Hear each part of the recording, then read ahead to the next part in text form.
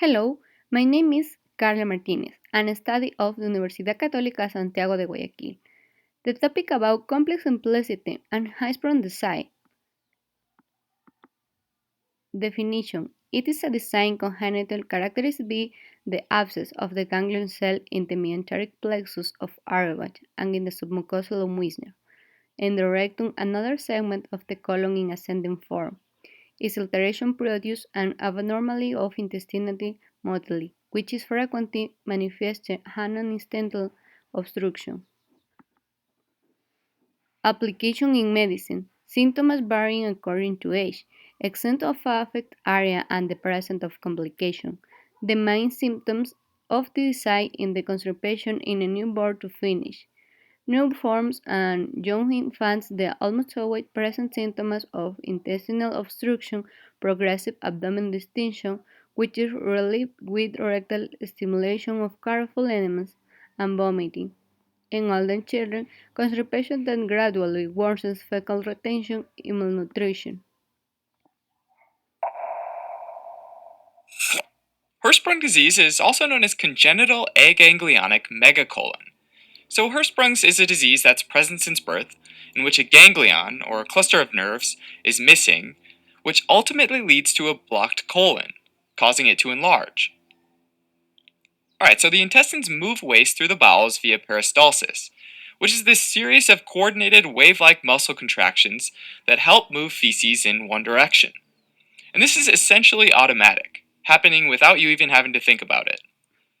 The type of muscle that causes these contractions is smooth muscle, as opposed to skeletal muscle or cardiac muscle. In the gut, there's a layer of smooth muscle just under the submucosa, which sits under the mucosa, which is the innermost layer of the gut nearest to the lumen. On the other side of the smooth muscle layer is the serosa. Now, if we look closer at the smooth muscle layer, it's actually composed of the circular muscle layer, arranged in circular rings which contract and constrict the gut behind the feces, which keeps it from moving backward, while the longitudinal muscle layer, arranged along the length of the gut, relaxes, which lengthens and therefore pulls things forward. Also, though, within these layers are two plexuses, or networks of nerves, which are made up of ganglia, which are clusters of individual nerves that help coordinate muscle contraction and relaxation.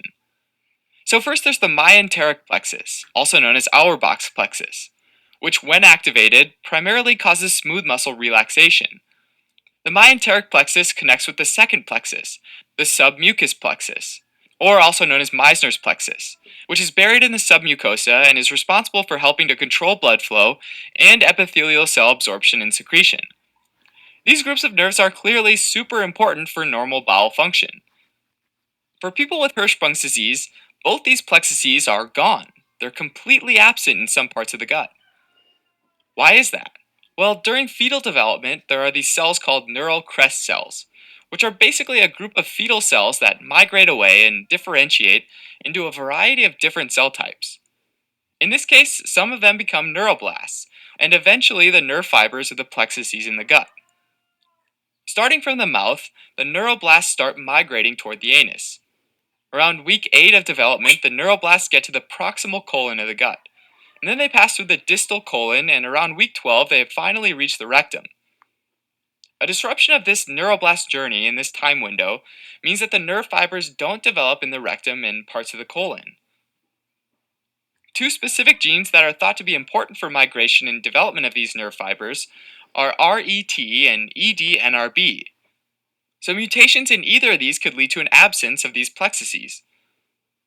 Also, mutations in the RET gene have been linked to Down syndrome, which might help explain why Down syndrome is associated with Hirschsprung disease.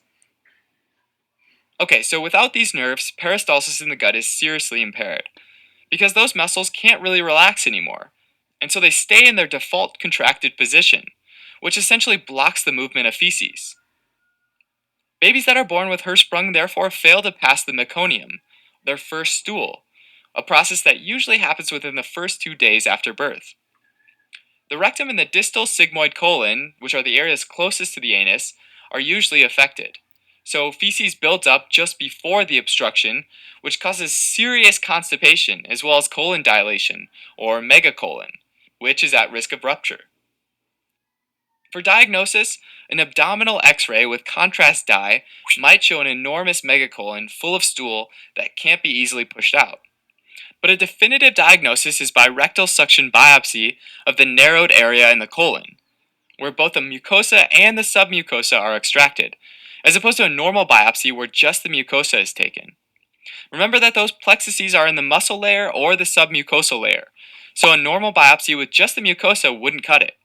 You need a sample of submucosa to see if the submucosal plexus is there or not, right? Treatment is typically surgical resection of the area that's lacking the nerve fibers, and then the healthy end is connected to the anus. Alright, so as a recap, Hirschsprung disease is a congenital condition where the nerve plexuses don't develop quite right in the colon, which leads to dysfunctional peristalsis and a plugged up colon. Thanks for watching. You can help support. Pros and cons. Pros. Concurrent Hirschsprung disease is way more easy diagnosis thanks to the access that is have to intestinal biopsy. Suggested treatment of the NT have evolved remarkably. Cons. Inflammation and infection of the intestine and the colitis that can occur before surgery and sometimes during the first 1 to 2 years afterward. Perforation or rupture of the intestine. Short bowel syndrome, a condition that can lead to malnutrition and dehydration. Insight in Ecuador. Hirschsprung disease occurs in isolation in 70% of patients. Cases and most are short segment forms. In 13% it appears together with other congenital anomalies. In 12% there is a chromospolit always the syndrome de Down, and in the other 18% there were other syndrome or different alteration.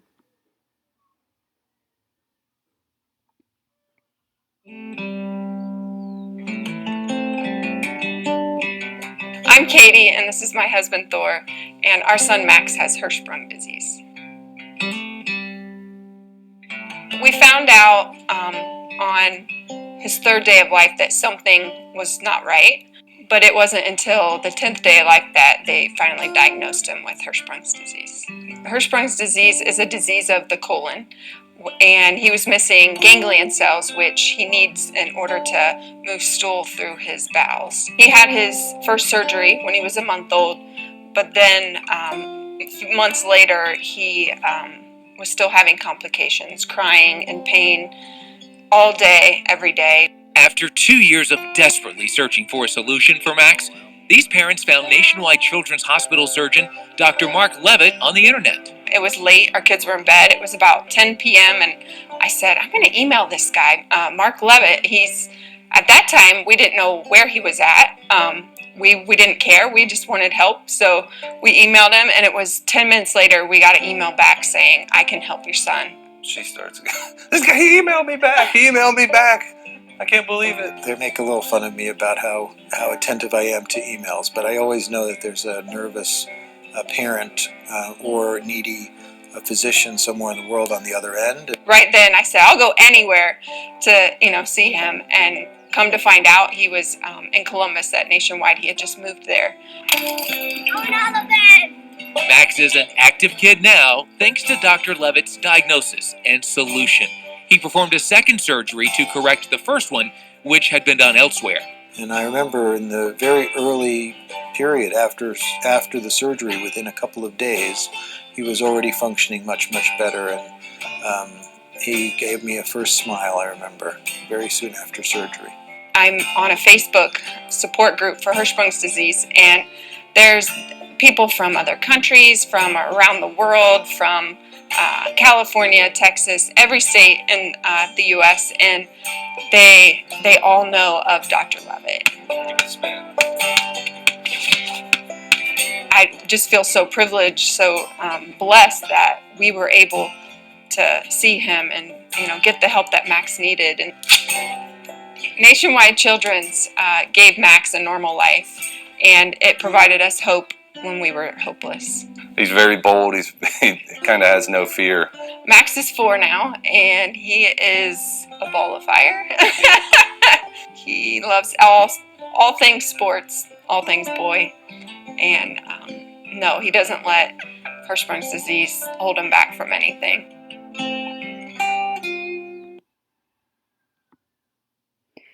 Conclusion. Hyperonsis is congenital affecting most female babies. A treatment is suggested by different techniques. The etiology is unknown and the pathogeneity will be explained by arrest of the cephalocaudal migration of the neural precursor. In general affects the boys. Thanks.